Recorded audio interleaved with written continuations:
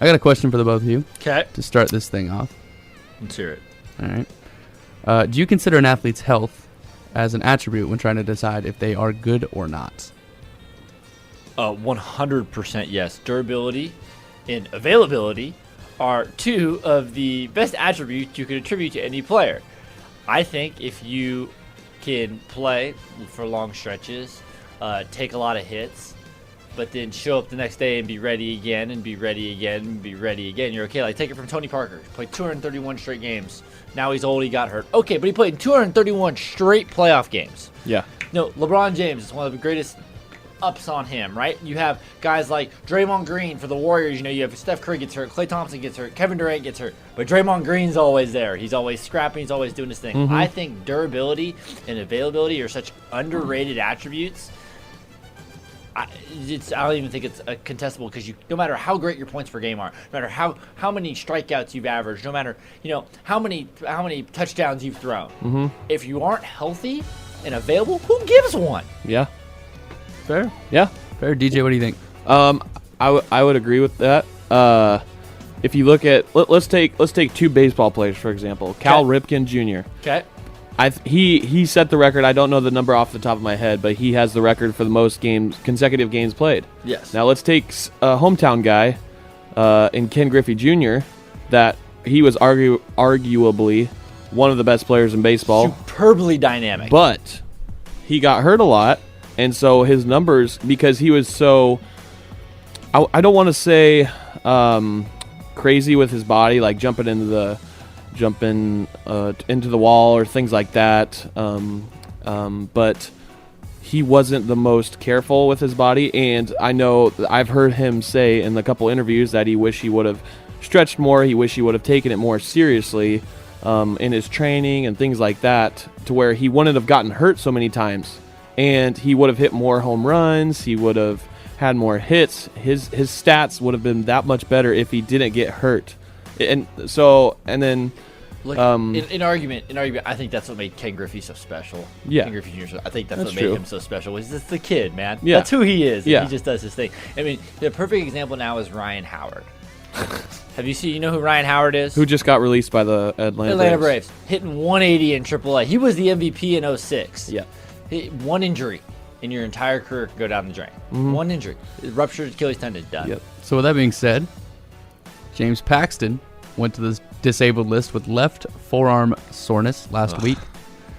James Paxton has been far and away the best Mariner pitcher this season, but in his career, the most innings he's ever pitched at all levels in 1 year was 175.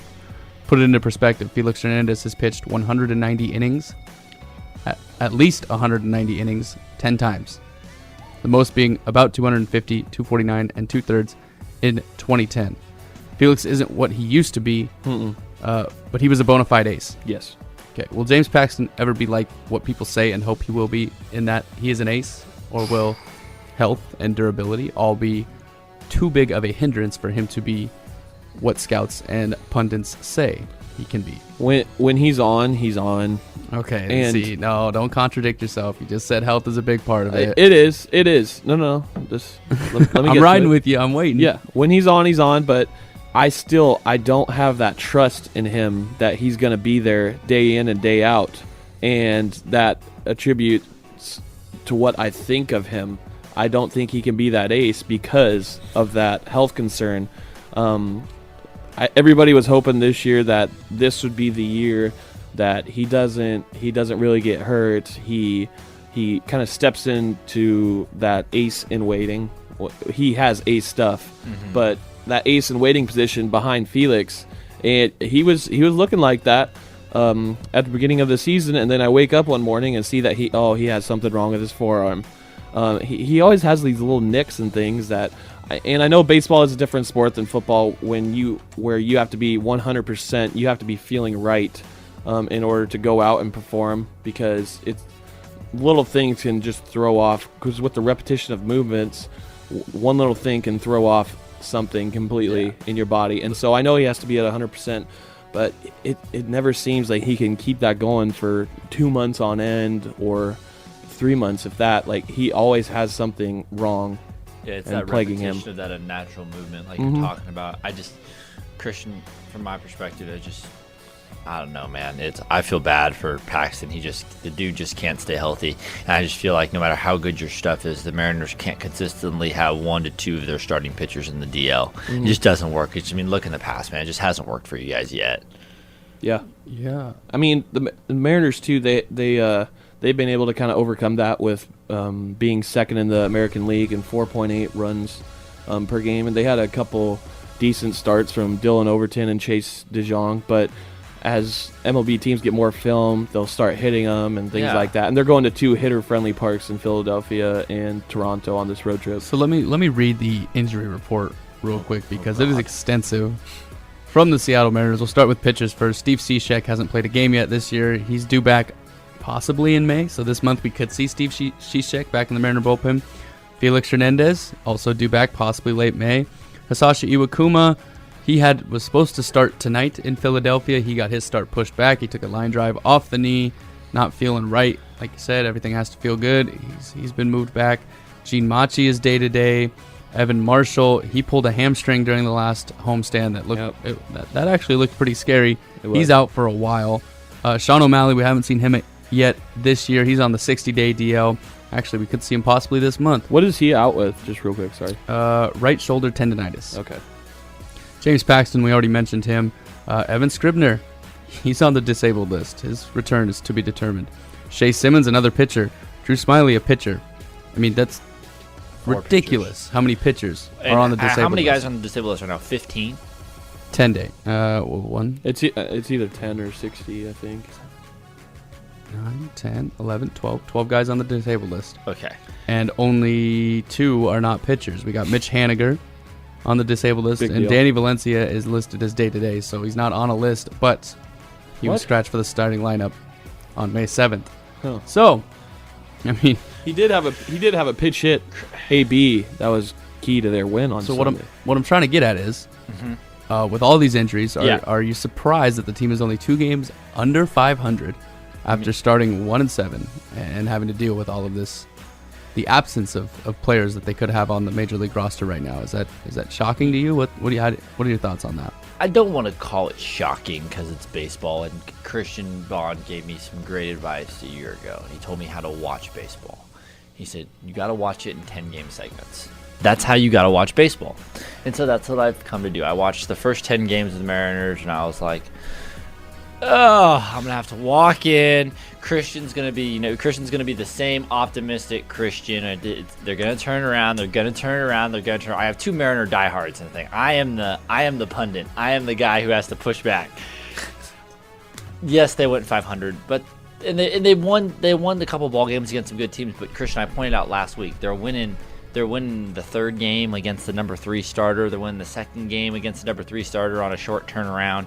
They're winning games, but they're not going to be able to consistently win that many games and stay above 500 for the rest of the year with the amount of guys they have on the DL right now. Pitchers hugely, because you need arms. Ask the Giants what happens down the line, and if your bullpen starts to thin out and your starters start to thin out. Ask them and what they happens. ride dirt bikes. Yeah, there's that too. And then, Mitch Haniger is huge for you guys. You guys can't continue to have him on the DL. There's some big problems here, and durability and availability, the 2 best stats. In the Mariners have some talent, but if the talent's not healthy, it's just potential. As one of the diehards in this, Yeah, you in and this Christian are in this diehards, room, man. And I love y'all. I am surprised, but I'm encouraged to see what the other guys have been able to step in and do.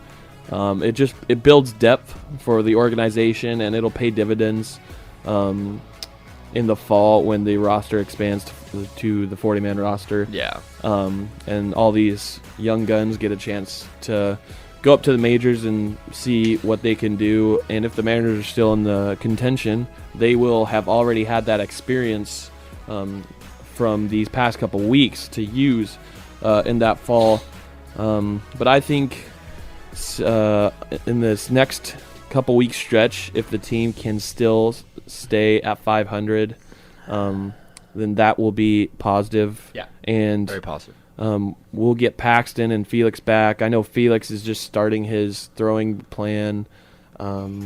this week, and I know Haniger is doing quite well in his recovery process. So going forward, I'm really encouraged, like I said, and I'm looking forward to the summer that is Mariners baseball, because I think, very optimistic, I think that the Mariners will be in contention when it comes to that September playoff race. To be honest, I just feel bad for you guys. I feel like we sit in here every single year. Christian tells me that we're excited, that we have some talent, we're going to make some moves this year, and it's going to be a great year. And then you guys get banged up to start the year. Then you finally get healthy, and in the middle of the year, you guys put together a couple great 10-game stretches. And Christian tell me, "See, I told you got to watch it. 10-game stretches. We're playing really well right now." And they get banged up again towards the end of the year, and then they can't win. And I'm just like, I feel so bad for you guys sometimes. It's just like, they just play with your heart. They're like that ex-girlfriend. We called that was Kellen and I's big deal. It's like the Mariners are like that ex-girlfriend that just keeps calling you back. Was Kellen a Mariners fan? The last Mariner Kellen knew was Ichiro, so no, he wasn't. Kellen's baseball. He made more Ichiro references than anyone I could ever. Kellen's baseball deal knowledge with. and sports references stop at about 2005. We learned that quickly. What do you think, Christian? Yeah, The Christian, most talk to impressive us, part of this injury-depleted Mariners is that the depth that has been created by General Manager Jerry Dipoto. You mentioned Mitch Haniger's out, but have you noticed? Ben Gamel has been fantastic for this team. You haven't noticed that Mitch Haniger has been gone. Ben Gamel's hitting over 300 right now as the replacement, as the AAA right fielder. Yep. Right? He made a heck of a grab the other day, too. Yes, he does did. it all the time. It's crazy. So Guillermo Heredia, no one thought he'd be as good as he is. Dipoto called him one of the best defensive outfielders in the game. That's nuts, right? We saw the catch over the wall earlier last week. I mean, it's kind of, they didn't go out and make that splash, Edwin Encarnacion sign that big first baseman that everyone thought that they should do. Yeah. Instead, they built. They built depth. Their farm system is strong right now. All of a sudden, in 2 years, it's gone from there's no one down there, this is our team, this is what we got, to hey, if so-and-so goes down, we got room. We got help. We can make it work until they're back. Yep. And that's what we're seeing right now. Like you said, DJ, if they could stay around 500 until they get all of those pieces back and then start to make a run, it'd be great. Love to see it. But until then, we just hope they can stay around 500, hope they can get at 500 and then make a move when everyone gets back. Christian, Yes. do you have like a perspective outlook for the year for us again? No. No. What do you mean? Do you have like a prediction? What we're going to see, from them? We have a prediction. They're going to make a pennant. They're going to be in the pennant race. Let's talk wild card. What are we talking? I can't do that. I think at the trade deadline, too, we go out and either get another arm or a batter. Someone who can A put catcher. bat on ball. A catcher. I think that there will not be very many moves at the trade deadline. From the M's or just overall? From the M's. I think that Jerry Dipoto does his work in the offseason and plays to what the complete season's numbers say. Fair. I think that's his move. We saw it the past two off seasons. He's been in control. He makes all his moves and then kind of rides it out and sees what happens. Maybe a minor deal here or there. Nothing that's going to pop off the page. But we'll see. If they're in contention, it could be different. But he didn't do it last year. People were begging for a move, and I don't think he's going to do it again this year. Yeah. I think that's not I've been happy, and I it's like John Schneider when he got Sherman and all them, and it paid off. We put our trust in him, even though he doesn't draft offensive linemen. But I've kind of gained that trust through Jerry Dipoto that, I put full trust in him on whatever move he does. How can you trust them? They haven't won forever. His moves, his prospects and stuff are paying off, though. I'm not ready to write him off yet. This season hasn't. It's still early. No move he's done has been like, wow, that was really stupid. Yeah. None. I agree, but So then he's close. there's been no. You can't tell me he's not close with an infield that has Kyle Seager, Gene Segura, and Robinson Cano in it, and then a DH and Nelson Cruz, and an outfield playing the defense that it is right now. Come on. So you're telling me he's putting the talent out there. So is it the coach? Is it the manager? No, Well, they just got to play. and injuries. Just stay healthy and play. It's going to come. So you're conceding that durability and availability are the two most important attributes to Mariners players right now. Right now, yeah. Pretty much, yeah. Okay.